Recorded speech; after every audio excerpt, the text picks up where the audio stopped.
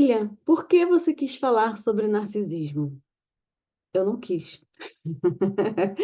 Bom, ninguém acorda de um dia para o outro e fala assim: ai, vou falar sobre narcisismo, porque é muito legal falar sobre isso. Aliás, se alguém chegar e falar isso para você, corre, porque ou essa pessoa é uma psicopata ou ela é a própria narcisista. Bem, como eu sempre falo, eu não faço o meu trabalho porque ele é fácil e porque ele é 100% legal. Eu faço o meu trabalho porque ele precisa ser feito, porque o resultado dele é maravilhoso.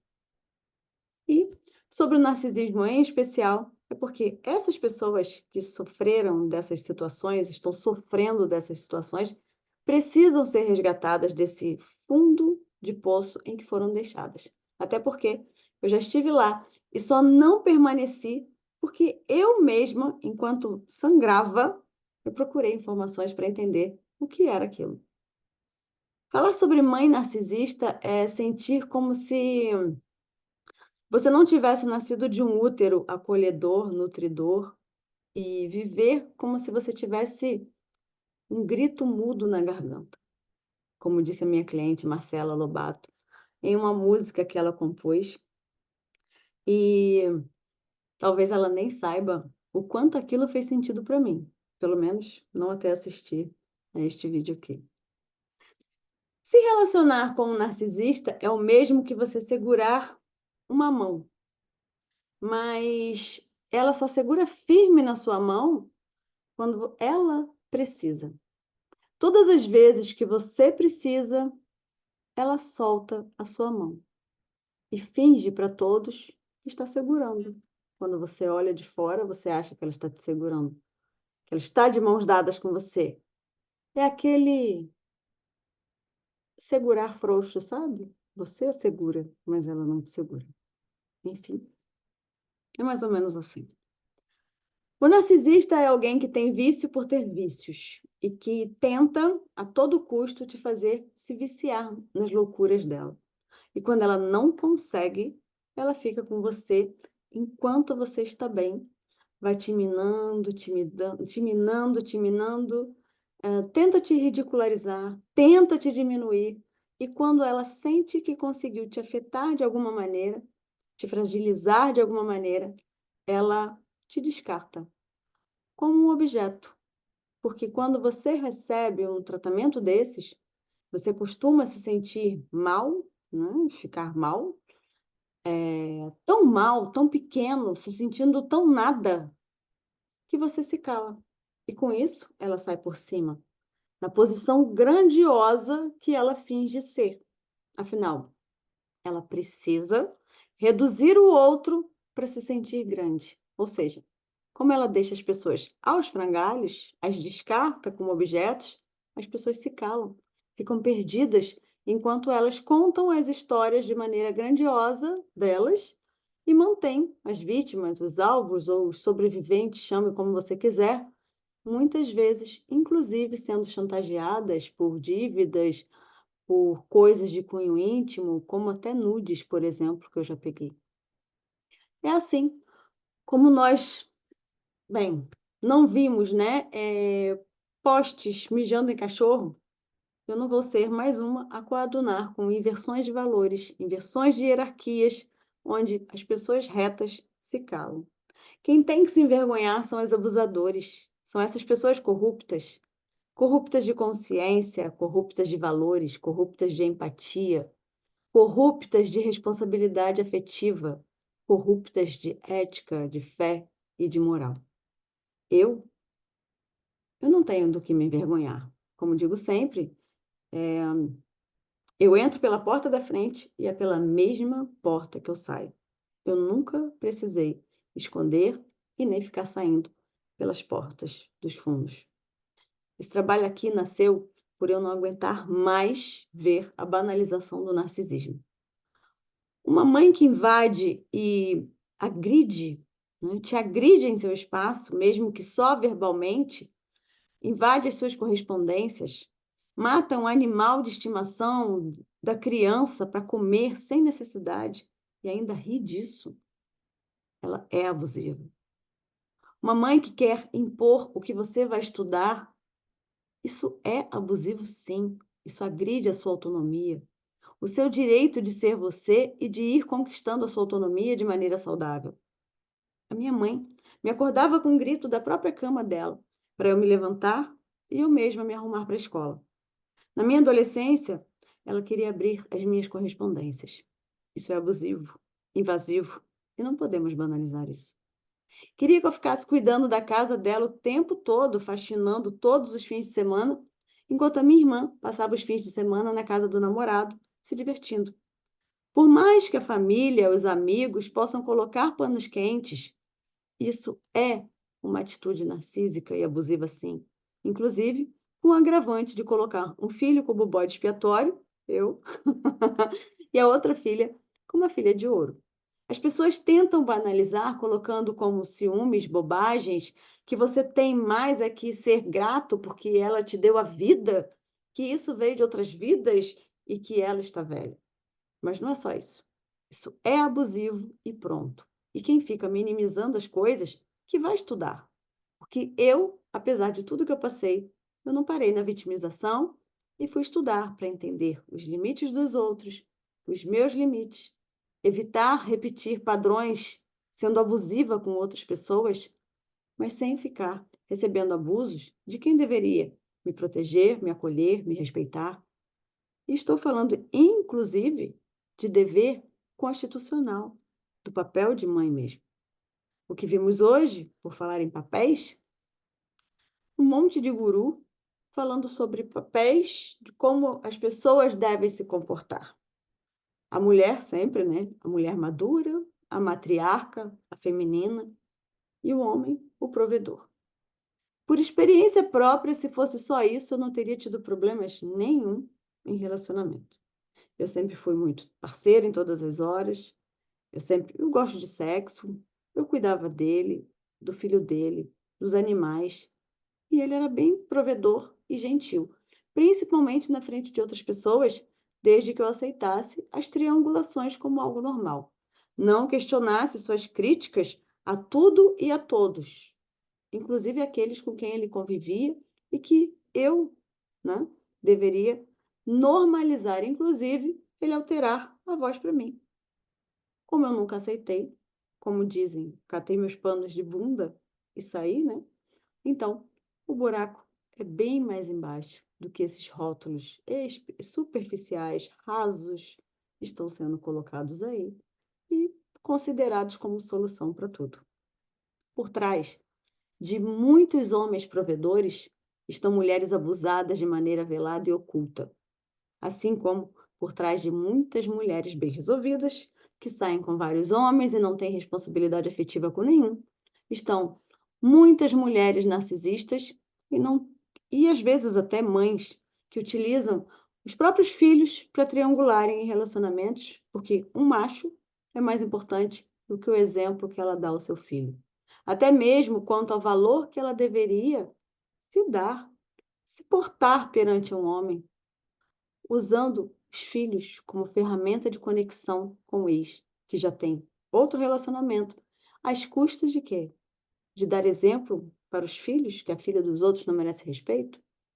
Essa postura também não é abusiva com relação ao seu filho? Não é tão narcísica quanto? Bem, aqui nós podemos falar de duas coisas: solitude e sororidade, né? Nós precisamos, na verdade, falar menos disso e praticar mais. As mulheres, e grande maioria, né, estão se prestando a muitas coisas porque elas de fato falam em solitude, mas elas não conseguem ficar sozinhas. E a sororidade, então, né? Eu só falo da sororidade, mas no momento em que eu realmente preciso pensar no outro, né? Pensar em de ter consideração, ter respeito para outra mulher, olhar para outra mulher com consideração, não. Quando você entra logo uma competição em jogo. Então, nós precisamos falar menos e praticar mais. Inclusive, quando você consegue ter solitude de verdade, já é uma das defesas contra o narcisismo. E aí, como se proteger do narcisismo? Existe uma diferença entre independência e autonomia. Todos nascemos dependentes e vamos nos tornando independentes. Porém, autonomia, se alguém tenta te tirar isso, certamente essa pessoa está sendo abusiva com você. Outra coisa importante é você não aceitar ser diminuída, nem aceitar receber menos do que você merece, do que você tem direito de receber, se dá e do que é combinado. Aqui nós podemos trazer um pouco sobre autoconhecimento. Seus valores sejam bem claros e não serem flexíveis. Valores não podem ser flexíveis. Ações, atitudes podem ser, de acordo com a sua necessidade, do outro, mas valores não. Assim, todas as suas atitudes e ações tenderão a ser congruentes e fiéis a seus valores, não te agredirão. Outro passo importante é você entender de transtornos, né, e ter profissionais, terapeutas que realmente entendam, né? Não esses terapeutas despreparados que estão por aí fazendo o que eu chamo de falsa terapia, massagem na aula, né? Se vendem muita coisa e se entrega tão pouco. Nisso, nós podemos ver diagnósticos de burnout, né, quando na verdade são efeitos da relação tóxica, né, e dos abusos narcisistas que essa pessoa sofreu. Diagnósticos de toque que narcisistas que mudam suas atitudes para se esconderem por trás do que realmente são, e as pessoas despreparadas acabam acatando, dando esse tipo de diagnóstico. Existem diferenças entre traços narcisistas e transtorno narcisista. Se fosse só falar para um narcisista combinar e ele respeitaria, seria ótimo, mas não funciona assim. Quando eu conheci o trabalho do Elton Euler, do GPS, eu fiz os protocolos e vi o relacionamento abusivo se resolver com efeitos no financeiro, inclusive. Bem, ali foi a prova de que tem algo energético no ar. É óbvio isso, não tem como. A vítima, o vingador e o narcisista estão presentes em todos nós, mas o transtorno narcisista não necessariamente. E quando nós começamos a entender de distúrbios espirituais, nós começamos a entender como nós transitamos e nos tornamos alvos, ok? Ao mesmo tempo em que nós podemos nos proteger ou, na verdade, nos permitir, né, nos afundar nisso aí. Então, todos esses parâmetros fazem sentido, sim, mas é preciso aprofundar um pouco mais. Inclusive, entender onde nós aprendemos o narcisismo. Nós já nascemos narcisistas, né? Inclusive, Freud já dizia isso. E nós aprendemos em nossa família, em nosso trabalho, nas religiões, né? Nas reações e atitudes que estão sendo banalizadas nestas respectivas áreas. Outra coisa também que nos faz aprender muito é na normalização da triangulação através da indefinição das relações. Ser poliamor, ter relacionamento aberto, é diferente de normalizar a triangulação. A triangulação, ela se concretiza na indefinição da relação e das relações paralelas sem acordo mútuo, sem responsabilidade afetiva. Hoje temos muitas pessoas confundindo liberdade com falta de responsabilidade afetiva. Isso piora quando vimos, por exemplo, a invasão dos nossos núcleos e os conceitos que eu chamo de desconstelação, que temos visto muitas pessoas que se dizem consteladoras fazendo, participando na vida de outras pessoas, comumente envolvendo filhos, familiares e terceiros, seja na sua vida ou na vida de seus clientes, em face de seus despreparos como terapeutas, onde não dá para saber quem é o mais narcisista, se é o abusador ou o profissional, que só visa ganhos financeiros e está praticando abusos com pessoas que já estão fragilizadas. E por isso, as coloca para um perdão desmedido, né, se mantendo escravas daquele núcleo, daquele sistema abusivo, castrador e, muito provavelmente, narcisista. Eu vi um vídeo do Carpinejar e do Joel J, um podcast, na verdade, onde o Carpinejar falou muito bem ali de que não existe nenhum narcisista mal-sucedido, porque o narcisista é um explorador de pessoas e que, devido às suas manipulações, conseguem, né, mão de obra barata, mão de obra gratuita, não me lembro bem. É exatamente assim que os narcisistas funcionam e no meio dos negócios é dessa maneira que eles vão funcionar, ou até mesmo no meio dos seus familiares e amigos. Por que o narcisista faz isso? Porque ele é dependente emocional. Ele não consegue ter emoções, então ele procura fragilizar o emocional dos outros para se suprir, para conseguir viver. Daí, eu cheguei nas experiências dos distúrbios espirituais nos diversos níveis e as respectivas etapas de uma relação de abuso narcisista, o que chamei de as máscaras energéticas do narcisista, segundo a comunicação energética. Quando eu comecei a fazer, né, eu comecei a sentir algumas coisas estranhas, voltei para fazer terapia cognitivo-comportamental, com Armindo Prates e com a Mariana Fernandes. Eu fui fazer um tratamento, né, um método chamado Quebrando o Padrão, que fala exatamente de padrões, de reprogramarmos esses nossos padrões disfuncionais. Hum.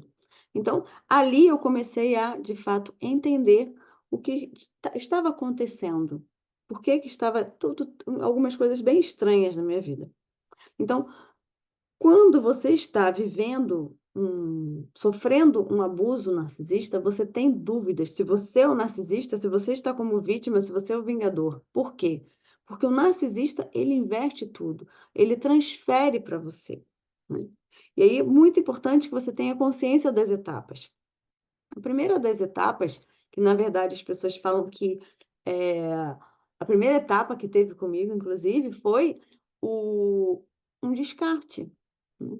O descarte, ele não é aquele descarte final, né. Eu passei por um descarte com relação ao aplicativo. Nós estávamos fazendo um trabalho juntos, desenvolvemos um aplicativo, estava em teste já o aplicativo, e como aquilo estava seguindo muito bem, aquela pessoa, no momento de lançar o aplicativo, me entregou, falou que não ia mais desenvolver e, que era para eu dar continuidade. Só que eu não sou profissional de TI. E aí quando eu respondi isso, né, eu falei: "Bom, comecei a fazer isso aqui porque você veio desenvolver junto comigo, o combinado foi de você fazer, você ia entrar como sócio". "Ah, mas, eu pago por uns meses para você e depois você assume". Ali já era uma primeira tentativa de me fazer gerar dependência financeira. Depois teve outra situação também, a facilitação de um curso, né. Além disso ter rolado também um descarte ali naquele processo, teve também uma situação que nós chamamos de equivalência moral, né. Por quê? Eu não estava com a minha licença de facilitadora ativa, e eu falei isso, que eu não ia fazer, divulgar treinamentos e tal. E então, o que que essa pessoa fez? No momento de dar o treinamento, né, ela arrumou um compromisso urgente, e aí eu acabei tendo que facilitar o treinamento sozinha. O que que acontece aqui? Eu falei que eu não iria facilitar, porque eu não coadunava com a ideia de que, fazer alguma coisa com a marca de alguém, se eu não estava devidamente habilitada. Como essa pessoa havia feito isso em outras ocasiões, ela precisava pegar e trazer para uma equivalência moral abaixo dos meus valores. A tentativa de fazer isso comigo. Para quê? Para que eu possa me igualar. Então, essa é uma outra coisa que é bom você ficar de olho. Depois teve uma outra situação também, que foi por uma bicicleta. Pois é. Nesse dia, inclusive, teve uma fúria narcísica, né, aquela coisa que a pessoa fica inquieta enquanto ela não faz algo para te afetar, ela não sossega, né. Eu tinha mudado de casa, né, estava indo para o mais próximo, para casa dele, inclusive, né, e a minha casa, embora mais simples, alugada e tudo mais, né, não envolveu aquisição nem nada, correu tudo bem com a mudança, deu tudo certo, né, mas a dele não correu bem. Então, entra aquela questão de: "Como assim? Você, suas coisas aconteceram, deram certo e a minha não". Então, nesse momento, eu morava numa ilha e ele veio me entregar a bicicleta. "Ah, fica com a bicicleta aí". Aí eu falei: "Ué, mas por que que eu vou ficar com a bicicleta numa ilha? Como que eu vou andar de bicicleta numa ilha?". "Não, porque não dá para eu botar lá, não tem condições". E aí eu falei: "Tá, então deixa aqui". Ou seja, ali, aí é onde eu falo do descarte, né. Dali em diante nós não andamos mais de bicicleta, que era uma coisa que a gente fazia e que tinha muito prazer de fazer juntos. Então, essa pessoa começa a ficar incomodada, porque as suas coisas acontecem, as dela não, então ela tenta te colocar, te levar para baixo também, porque a dela é como se você ela se sente, né, ela precisa te afetar, te desestabilizar, porque ela se sente como se você estivesse ocupando o papel de destaque que pertence a ela, né, porque, são as coisas que estão dando certo para você, mas para ela não, então ela precisa te afetar de alguma maneira. São coisas que você não vai levar a mal no seu dia a dia, porque uma pessoa normal, né, e leia-se por normal com alguns traços narcisistas, porque todos nós temos traços narcisistas, mas não limitada a este funcionamento, essa pessoa não vai considerar isso importante, né. Só vai te incomodar e você vai achar isso estranho. Inclusive, em paralelo neste período, né, ainda durante aquele período todo ali de pandemia, essa pessoa veio com um discurso de querer me ter por perto, de estar preocupada comigo, de onde eu estava morando em Copacabana, se mostrou totalmente disponível para que eu me mudasse para mais perto dela, em local mais seguro, me auxiliando inclusive financeiramente se eu precisasse. E quando tudo se consolidou, nada foi como realmente aconteceu.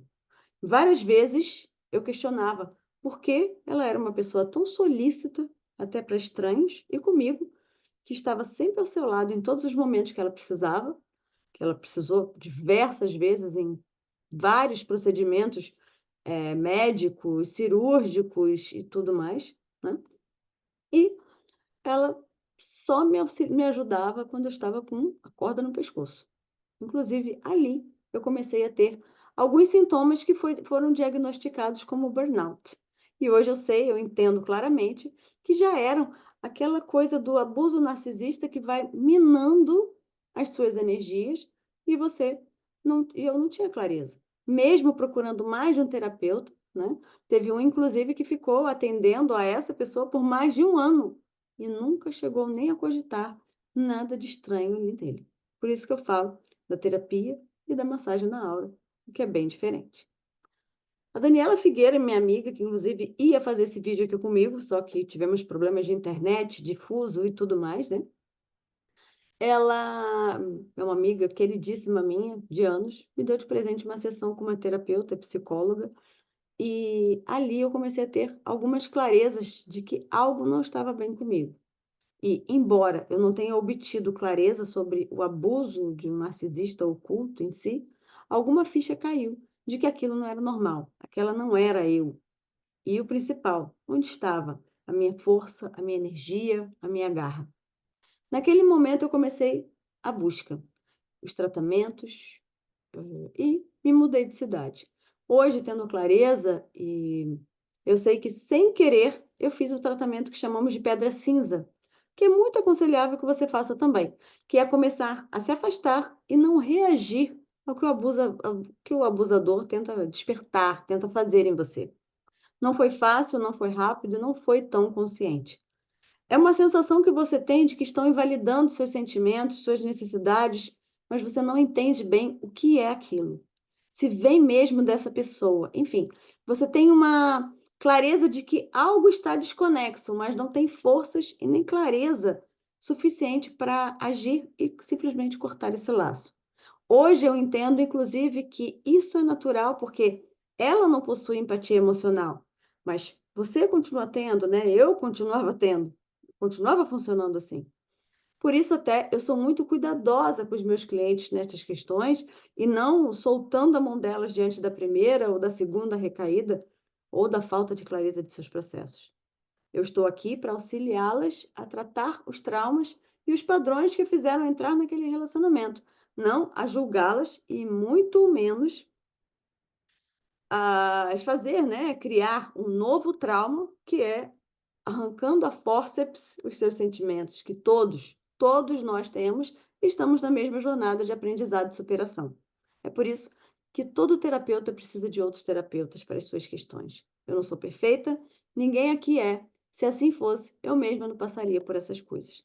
A diferença entre quem tem algum autoconhecimento, mesmo quando se coloca em relações e situações abusivas, é porque você tem uma voz interna que sinaliza que algo ali não é normal. Não é em absoluto que o santo de casa não faz milagre. Ele faz sim, em um primeiro nível, e te impulsiona a buscar algo mais, a esclarecer, requer atenção e cabe aprofundar nesta cura. Esse santo de casa que faz milagre te mostra que estão tentando dissociar cognitivamente suas verdades, seus valores e sua essência, e te acende um alerta, te mostrando que você ainda não é perfeito, de que este mundo não é perfeito e estamos bem distantes da perfeição. É uma inversão de valores dizer que uma vítima ou alvo de narcisismo é codependente. E para nisso, fazendo com que a vítima se sinta o cocô do cavalo do bandido, piorando o estado de desvalorização que os seus abusadores estão se empenhando tanto para colocá-la. E aí nós entramos na necessidade de disseminarmos informações de qualidade, informações diferenciadas, o que se não fosse esse chamado, eu jamais estaria entrando nesses assuntos, porque também me dói, também me faz obrigatoriamente olhar para as minhas feridas, minhas cicatrizes, que não são poucas, mas não são diferentes das suas, mais especiais do que as suas, e nem me torna espiritão perfeita, desperta, evoluída. É só, e somente só, uma escolha de olhar para elas, cuidar delas e, a partir destas experiências, compartilhar com outras maneiras de não parar quando doer. O que o professor Hélio Couto diz, eu gosto muito, que é estar neste mundo, mas não ser deste mundo. Por exemplo, eu ontem fui a um show com amigos. Antes fizemos um esquenta aqui em casa. Abrimos uma garrafa de gin maravilhosa que eu ganhei de presente de uma cliente, a Juliana. Beijo, Ju. A Lilian, né? Somente a Lilian, ela não teria bebido só 2 doses pequenas de gin. Eu teria bebido mais. A Lilian gosta de álcool, de festas, de show, de música, de estar no meio de gente, né? Assim como de dinheiro, de sexo, de luxo. Mas a missão do momento da Lilian era estar bem hoje para gravar este vídeo. Falar sobre essas memórias dolorosas e levar acolhimento para as pessoas, mostrando que tem saída, que elas são mais do que isso. E para cumprir essa missão, se estivesse de ressaca, sem voz, mal, não poderia cumprir. Então, o meu propósito de consolidar essas informações, buscar soluções que deem resultados rápidos e eficientes para os outros, faz com que a Lilian não funcione, se entregando aos prazeres efêmeros desta vida de 80 ou 90 e poucos anos apenas. E aqui entra o autoconhecimento, a integridade dos seus valores e do que você está disposto a abrir mão para ser este canal. Se eu quiser viver apenas para mim, ok. Mas se eu escolher arcar com a missão de lidar com as consciências dos outros, a energia dos outros, direcioná-las para termos um mundo melhor, eu preciso estar disposta e disponível a abrir mão desses prazeres de forma desmedida para entregar algo diferente aos outros. Estar neste mundo, embora não precise ser deste mundo. Parar de funcionar só pelo instinto, ir além do bicho, da função cerebral reptiliana de luta, fuga e prazeres só da carne. Deixei de sentir, de gostar e de fazer? Não, de maneira alguma. Mas existem limites que não atrapalham o meu límbico de responder, ressoar, ter congruência e agir. Com empatia emocional verdadeira, com uma comunicação energética verdadeira. Você não precisa se abster de tudo, mas você precisa dizer quem manda aqui e não apenas ser um joguete desta realidade alienada a prazeres tão efêmeros.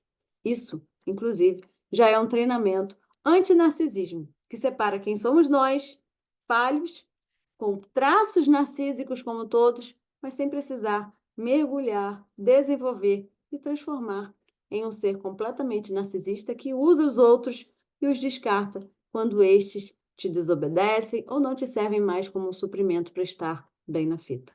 E por que eu sou tão incisiva nisso? Porque isso me dá um conhecimento bem profundo do que é a minha comunicação energética. Nós já vivemos em uma suruba cósmica energética. Se no meu microsistema eu viver me colocando nas surubas da vida, a tendência é a de eu não conseguir ter parâmetros das influências dos ataques e do que são as minhas memórias e do que são as memórias e histórias dos outros. Porque estes entrelaçamentos ficam confusos, estes sistemas ficam confusos, com padrões vibracionais e energias confusas. Aqui, podemos falar sobre energia sexual, por exemplo. Como posso saber que a mulher é um portal por natureza? Ter em seu útero um portal para a energia da criação, inclusive com algumas comprovações de que as informações do material genético dos parceiros de toda uma vida ficam armazenadas em seu útero. E simplesmente usar isso de qualquer maneira. Banalizar o que é o corpo de uma mulher, a sexualidade de uma mulher. Eu posso até perder 300 mil seguidores e clientes que eu nem tenho com isso, mas eu não posso fingir que isso não é importante para mim e vender tratamentos, mentorias e cursos de comunicação energética por aí. Você pode até me criticar, discordar e agir diferente, mas eu não disse que isso tem cunho religioso, feminista, eh, machista, sexista ou nenhumista, muito menos preconceituoso, separatista. Só tem um mix de consciência, né? Consciência. Nada como realidade absoluta. Isso não me torna puritana, que nunca fez um sexo casual na vida. Eu tenho 46 anos. Eu não sou hipócrita. Mas eu digo isso que é algo que eu preservo e procuro estar atenta sim. Entenda? Eu não vou julgar ninguém. Até porque, para mim, eu não sou mulher. Eu estou mulher. Mas estar mulher neste planeta, neste momento planetário de transição, me faz ter consciência de que alguma contribuição a mais eu posso ser, assim como todas as mulheres e homens que desejem e escolham estar mais conscientes. Julgar me limitaria a um estado temporal e iria contra tudo que eu trago de bagagem de multidimensionalidade e infinitude universal. Isso até me auxiliou muito nas falsas acusações de ciúme e a tal triangulação que havia em meu relacionamento, porque esta sensibilidade quanto ao campo mórfico me mostrava a energia intrusa que pairava entre nós, ou seja, a importância de se conhecer, de conhecer o seu sistema, de conhecer o núcleo onde você está inserido, conhecer os entrelaçamentos quânticos energéticos que você tem, que você faz, com quem você mantém essas trocas. Isso é comunicação energética na prática. E vou além. Isso me protegeu de profissionais rasos que me falaram que eu era uma brigona. Outra que, ao invés de entender que eu estava numa relação abusiva, me falou que eu deveria procurar o alecrim dourado e pedir para voltar para ter uma vida de comercial de margarina, igual a que ela vive. Eu iria muito contra meus princípios, até mesmo quanto ao que eu falo, que os sacrifícios humanos continuam sendo feitos, não mais em fogueiras físicas como antes, mas nas bandeiras, nos rótulos separatistas, além de um gigante inconsciente coletivo que julga, castiga ou salva quem adere a certas bandeiras e afins, se eu falasse dessa forma, mas não é o caso. Então, se isso aí apertou algum gatilho em você, vamos tratar. Eu estou contigo, eu não estou te julgando.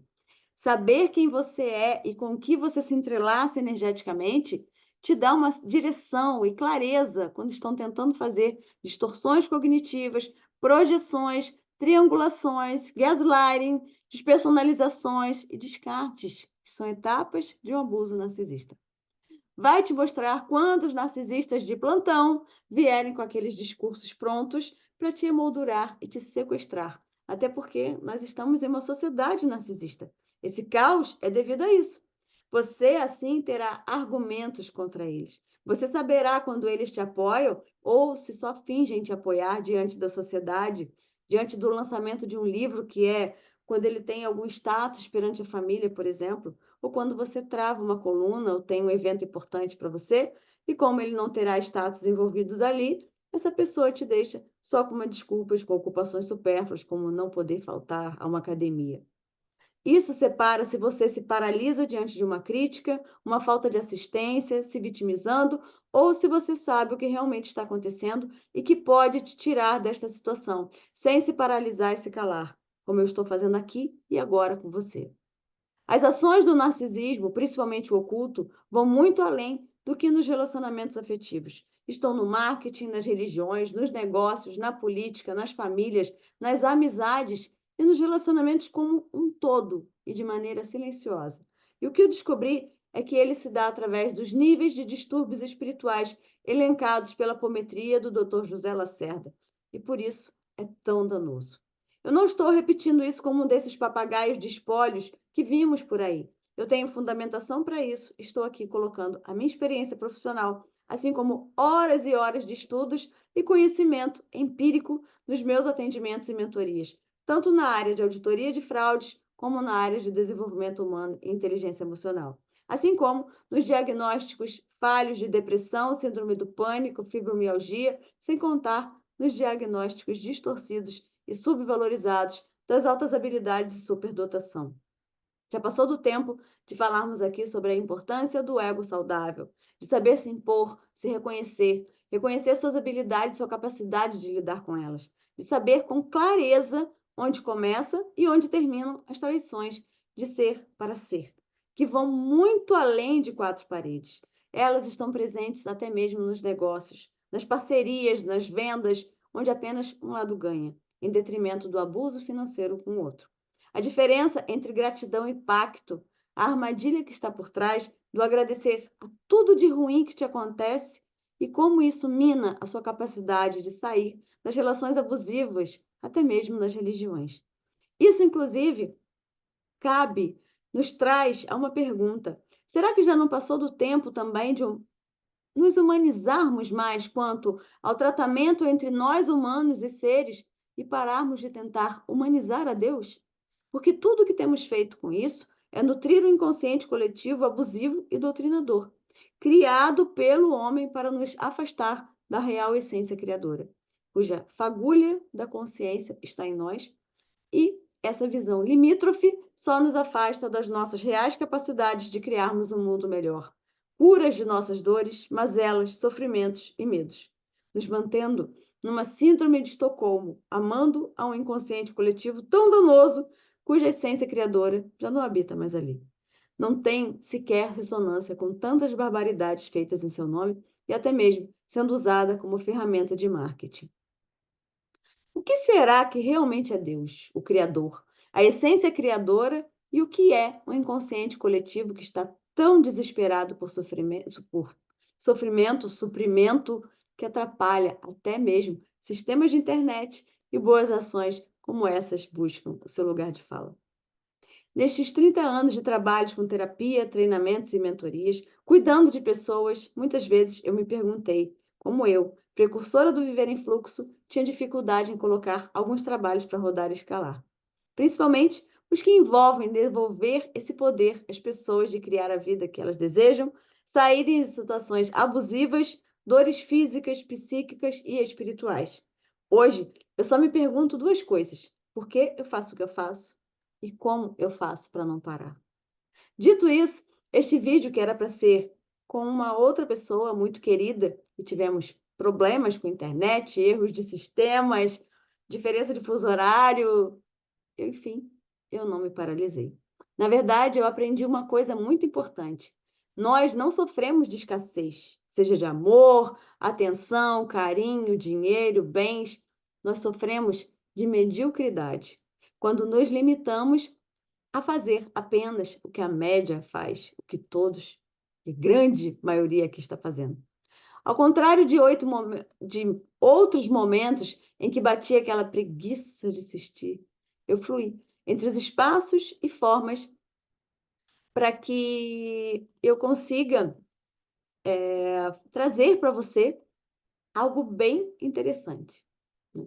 Como eu posso fazer essa mensagem chegar até você de qualquer jeito, melhorando a cada passo? Essa foi a pergunta que eu me fiz.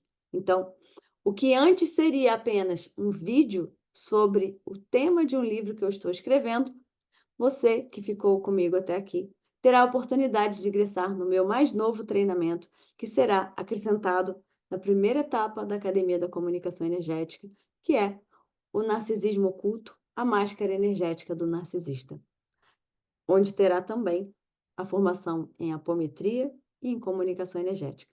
Seja muito bem-vindo. Acesse o link formado e eu te encontro do lado de cá.